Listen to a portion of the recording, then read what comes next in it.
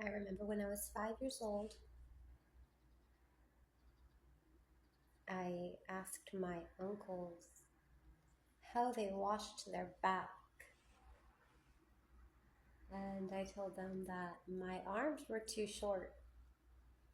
I'll never forget the way they looked at one another that day in my Uncle Ago's living room while they were watching football, which we did every Sunday. The men watched football and the women um, cooked and ate rice in the kitchen, rice and sour cream. And the kids just ran all over the house and we played in every room. And I just surprised them and asked them this question because I really needed to know the answer. I wanted to be able to really scrub my back, and I had tried so many different ways and I couldn't figure it out. And so I asked, and they looked at me and said,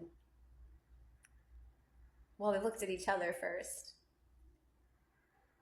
And there was a long pause, and then they just looked at me and said, I guess you just do the best that you can, Angelina. And that stuck with me for the entirety of my life. I can't even tell you how many times I've thought about that. And I could see it like it was yesterday, even though I was only 5. I remember how old I was because I had gotten chicken pox that year and I got real sick.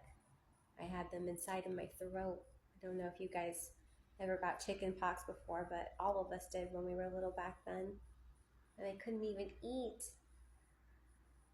anything because I had chicken pox in my mouth and in my throat and all over my skin. It hurt so bad. But back to that moment, it just really made me realize that even when we get bigger, we don't have all the answers. And we're all just doing the best we can now, aren't we? And as long as you're doing that, you can be happy and satisfied, especially when you're doing the right thing with Christ in mind. You're doing it with motivation for trying to be Christ-like, and you're doing the best that you can. That's all you can do.